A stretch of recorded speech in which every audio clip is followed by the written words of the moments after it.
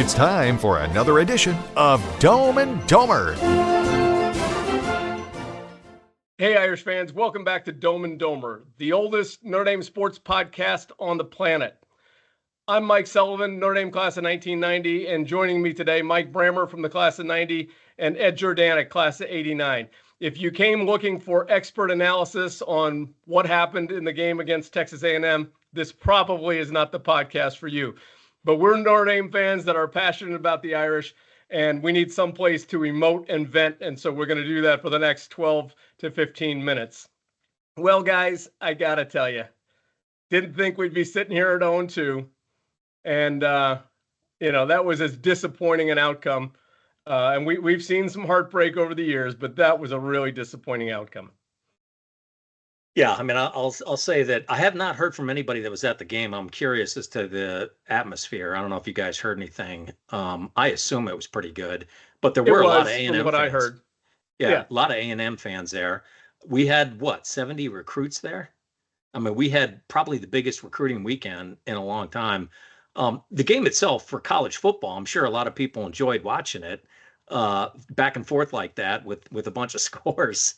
But as a Notre Dame fan, man, that was tough to take. That was a gut punch if there ever was one. And it's frustrating. It was really frustrating to watch, just knowing there were so many times a single play here or there could have been the difference in the game. But it all adds up, and we're 0-2 right now, and that is the reality of the world. And they're going to have their backs against the wall. This is going to be a hell of a season. It's going to be interesting to see how this shakes out. And but Freeman's been in this situation before, so he's been there, done that in terms of starting out slow. And this will be interesting to see him if he can weave some magic again and turn this around. It's really interesting how we talked on the first show about narratives going in, right? And they've been completely flipped on their head.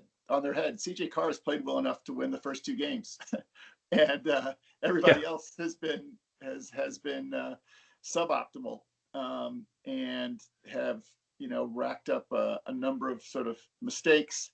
We were all three of us and we're texting and coffee, and we're pleased with the special teams. I think that was one of our pick six, and sure enough, we get a block punt for a touchdown. And then it was our undoing at the end, which is crazy. And not just the, I thought it was kind of funny. I mean, Buckner, after fumbling the snap, made the perfect textbook play that you do when something like that happens. He got up, felt pressure to his right, turned away from the rush, rolled to his left.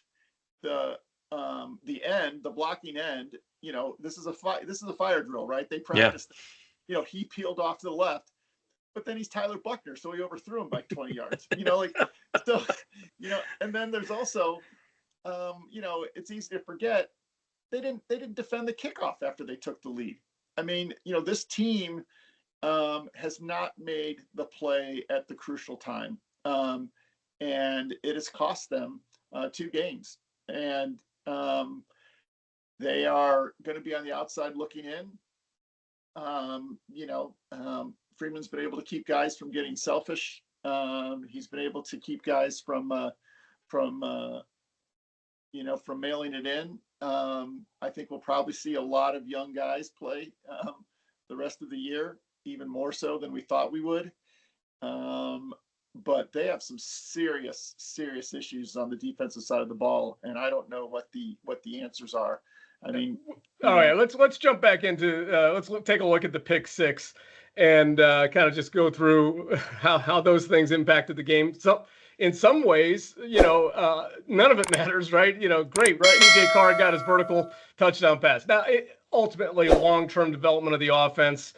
That was good to see, right? So nice ball down the sideline on a wheel route to Jeremiah Love.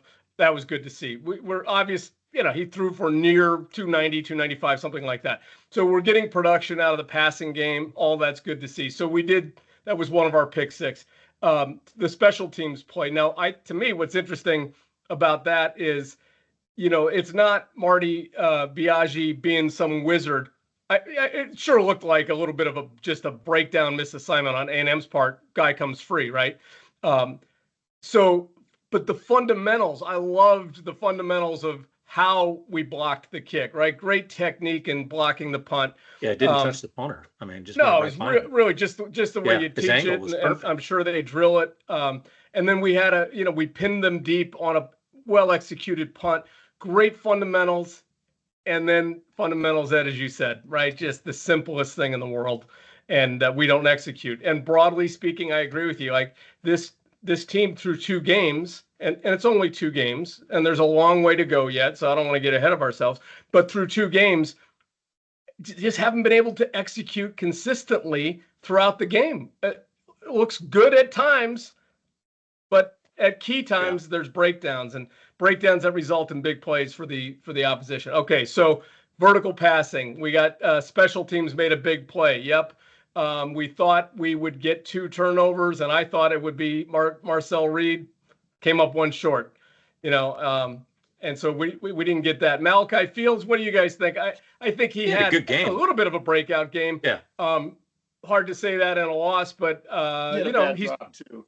he did, yeah. But it's the Hail Mary also, like, does that not pass interference? We'll get to the officiating here in a minute. The running backs got 35 combined carries. You would have thought that would have been enough, but only 130-ish yards rushing, and so we clearly made that a point of emphasis. Didn't really matter. So the defense. Why don't we dig in on the defensive side of things? Obviously, the secondary got torched for about 300 yards, and there was a lot of personnel. 360. Yeah, there was a lot of churn with the personnel too. Like Devonta Smith got injured pregame, and then a ridiculous targeting call, and we lose a Don Schuler. Both Gray and Leonard Moore are out at times.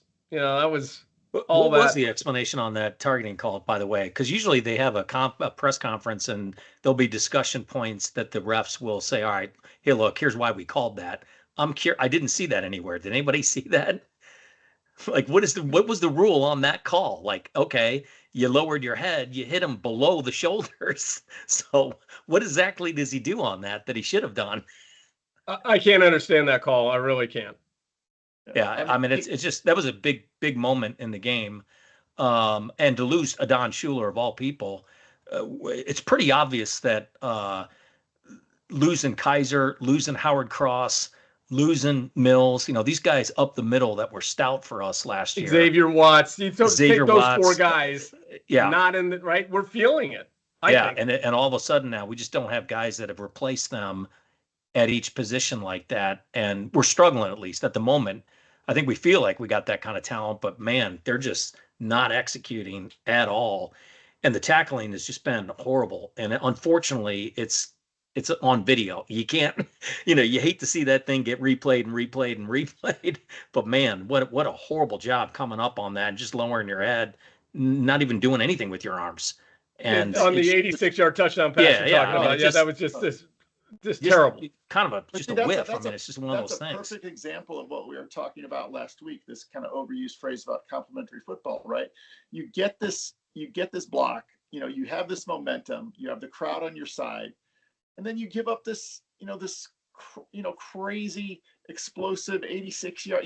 And it's the same thing. You take the lead. Everybody's going bonkers, and you miss an extra point, and you let the crowd. It's the timing of this lack of execution that Mike Sullivan is talking about that's so upsetting and so discouraging, because that's what's cost them the games. Like, they've executed at times, well enough to win the football game, but then they turn around and do these inexplicable things. Just real quick on the, I thought it was kind of interesting on the, on the targeting call.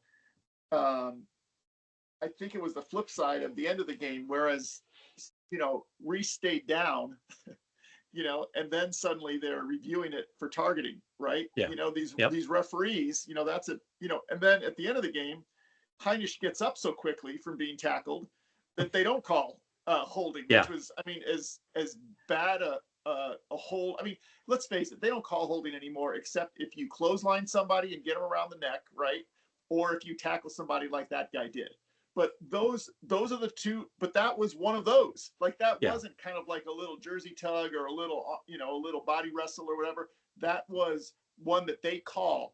He flat out tackled him. Yeah, I mean, he completely tackled him, and it was material to the play because Heinisch is best case scenario going to make a sack and end the game. Maybe he flushes him and disrupts the timing, and who knows what. Oh, it's huge. That was a huge no call. No call. Now listen, a couple things I'm never say never. I rarely think play calling costs us the game, and I rarely think officiating costs us the game. 3 horrible calls or missed calls by the officials, certainly, but we just didn't play good enough to win. And it's these breakdowns in execution that are really disappointing and head scratching. Poor tackling, biting on double moves, lack of eye discipline. I don't understand. And maybe those are the types of things where leadership, the missing leadership, makes a difference. We don't know, we're not there, but they're going to have to do some deep soul searching to right this ship. Just real quick on that, because I do think that leadership on the field matters. But I always go back to the example of, like, there are multiple examples where going into a football season, a really good coach like Joe Moore would basically have 4, maybe 5 guys that had almost no experience. Or he would go into some seasons where he would have, 2 linemen who had played some and 3 who hadn't or whatever.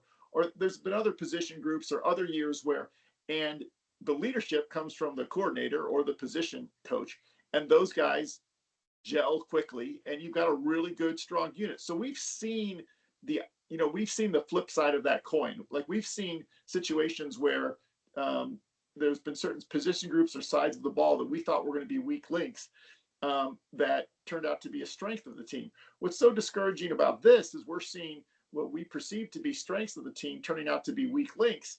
And I think the leadership that I'm really concerned about is the guy that's running the defense. I mean, I'm not quite sure philosophically what's going on. I'm not quite sure. We know fundamentally we're not doing well. But it's a huge, there's less swagger. It's a very different look than last year. And I don't know enough to know schematically what's going on, but I do know that there is, that they're playing with a lack of confidence too, which is really just upsetting. Yeah, I mean, the results or lack thereof speak for themselves. Obviously, they're not playing well. And, the people responsible for making them, play prepared and play well have to make adjustments. But, again, I'm going to reserve judgment for the whole season, not 2 games. Marcus Freeman's first game as defensive coordinator, and he was the hot defensive coordinator in the country. We get torched by Florida State. Lucky to win that game in overtime with a long field goal. And Florida State's offense that year, I think I was listening to Eric Hansen. I think they finished like 80th or something to that effect. They weren't a great offense, and we got torched. Al Golden's first year. Didn't have any turnovers in the first 3 games, and we're all pulling our hair out about that. There is an adjustment period. Let's let it play out and see before, there's just a lot of crazy overreaction coming at the defensive coordinator. We've played poorly.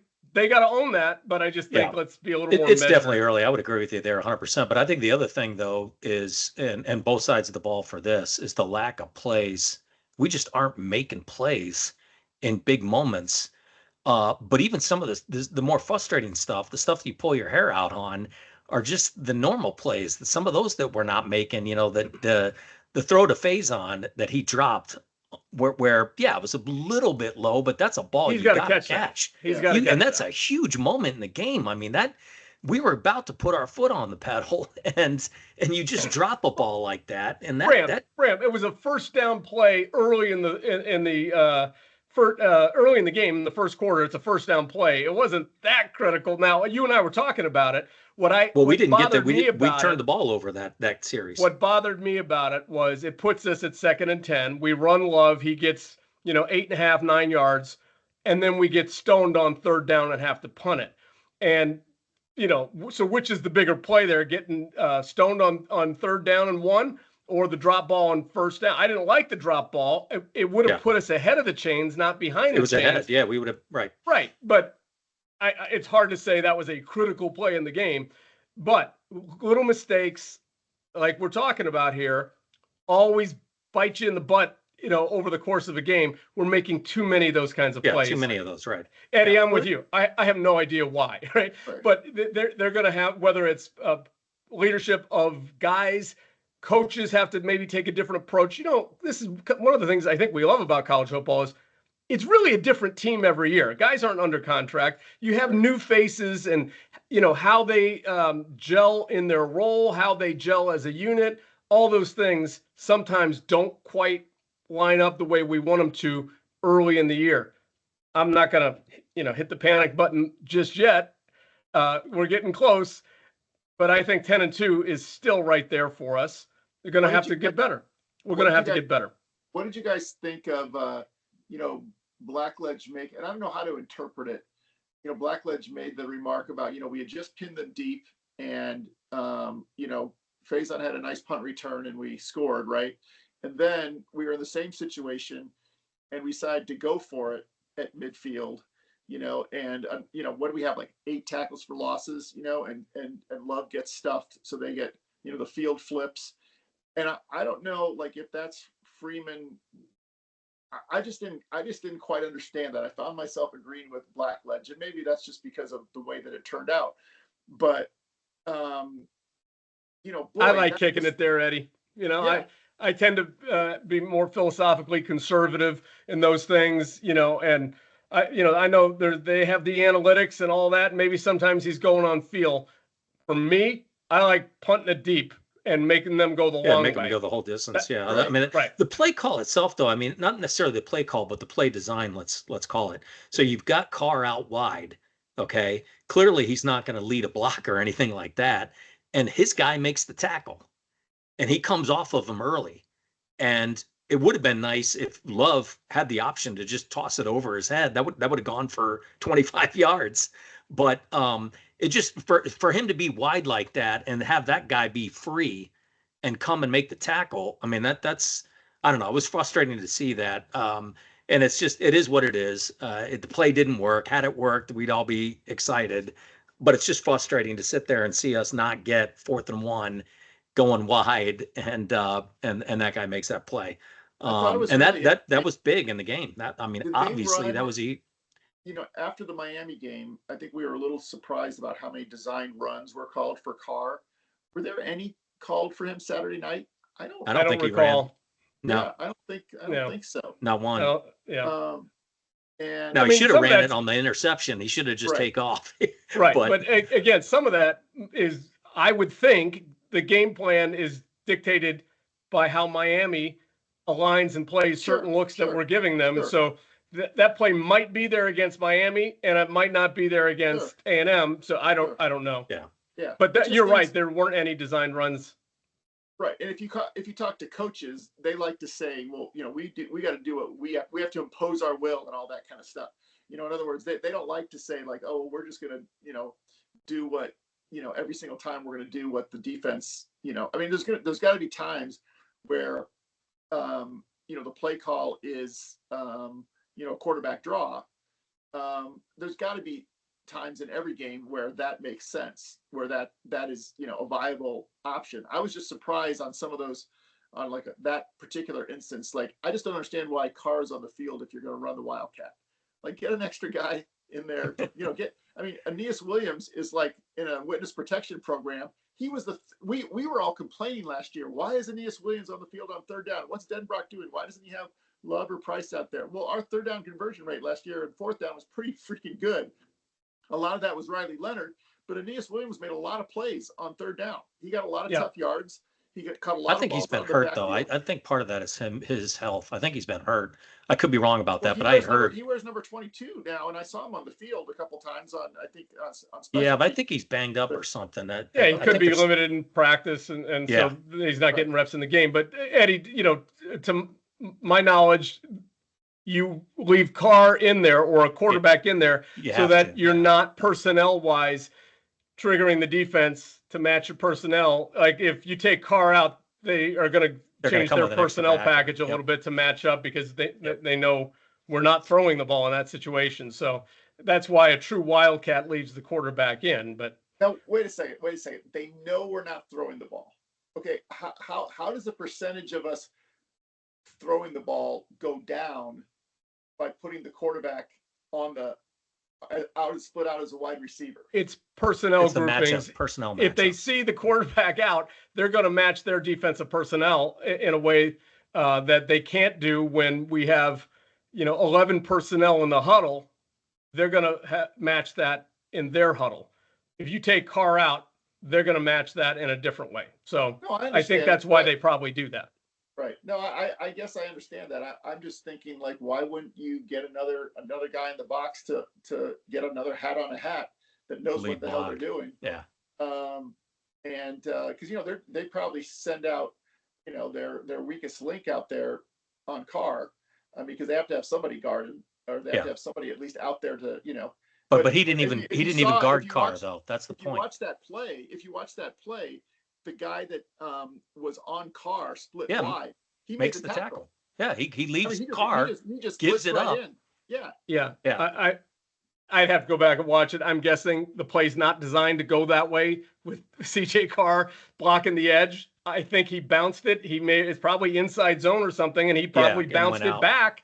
Yeah. But I watched it once in real time, and I don't know. That's not why we lost, guys. No, I know. I'm just So it's just, we're getting down in the minutia on. yeah, it's frustrating that there's a And lot they of plays, but overall, I think it's the number of plays, right? There's just several It's the plays execution. that we could sit here and talk all night about that led to just head scratchers that leads to us losing the football game. And that's the frustrating thing is there's multiple plays. There's not just one. When A&M has double-digit tackles for losses, or 8 or 9 or whatever it turns out, I mean, that's a lot. I mean, that's a lot. Those are drive-killing plays. Yeah. Those Well, it puts us in a bad situation when you're 3rd and 8, because you just gave up 4 yards. Should be 3rd and 4. Yeah, a number of times they just turn guys loose at the point of attack or on the backside. We turn guys loose it's unbelievable. So obviously, but also on that 4th and 1, the other thing that happened, right? And you'll watch this and you'll see it. We pulled a lineman and he went out and didn't touch anybody. Now maybe nobody was. Whoever it was that he was going to be head up on just wasn't there. I guess that's possible, but he literally didn't touch anybody. And so we had one less blocker in that particular play. But that's the kind of stuff that just is head scratching. You're kind of like, all right, how many things are going to go wrong for us? How many times are we going to see a play just? The reason we're so frustrated is because whether this was deserved or not, we're all ready and willing to live with growing pains on the offensive side of the ball. We were not prepared for this on the defensive side of the ball. No. And I think that's what really is getting to us. Yeah. Because we expected some execution issues on the offensive side of the ball. The things that we were just talking about now, need to be cleaned up, of course, et cetera, et cetera. But they scored 40 points. They moved the ball for the most 35, but yeah. Oh, sorry, you're right, 35. Yeah. But they played well enough to win. They did. They played it. Can't argue with the offense. I mean, they're really playing well, even with the mistakes that they're making. It shows how good they're going to be, I think, and that's a very positive sign because they are good and they're going to get better. The execution's got to get cleaned up. Consistently performing at the standard, but defensively, it's a little bit more than just cleaning some things up. We're not. The tackling in the secondary is what bothers me the most. Like the play of the secondary, the inability to get a pass rush. Last year we weren't a completely suffocating defense against the run. We weren't. We were about 40th in the country, 130 yards a game. We're not that far off of that. It's the inability to have negative plays, the havoc rate, the negative plays that we're not getting, and the tackling. Those are the things that are really bothering. But and obviously A&M saw something because they obviously came out and said, we're going to work the middle of the field. Like we see something and we're going to throw those slants, we're going to throw those digs, we're going to throw those plays to get our speedy guys. I mean, they saw what Tony did to us in the first half last week, and they saw something there, and that's what they focused on, and we did not have an answer, period. Well, let's hope we get an answer. I hate to be Purdue. Like last year, they got us right after Northern Illinois. Now they're getting us right after two gut punches. And we're going to take out our frustration on Purdue next Saturday in a big way. I can't wait. So let's hope that Coach Freeman and the coaching staff and the guys how about get this NBC, thing turned by the way, around. really quick? How about NBC calling out Marion Knights going down 31-0 to St. Joe? Like, Yeah, what was that? that's insult to injury right there. Yeah, so, I was like, what are you guys showing that for? Yeah. All right. So we're going to wrap it up there. We'll come back tomorrow, maybe Monday, maybe Tuesday, talk about Coach Freeman's press conference. Until then, for Mike Brammer and Ed Jordanek, I'm Mike Sullivan. We'll see you next time on Dome and Domer.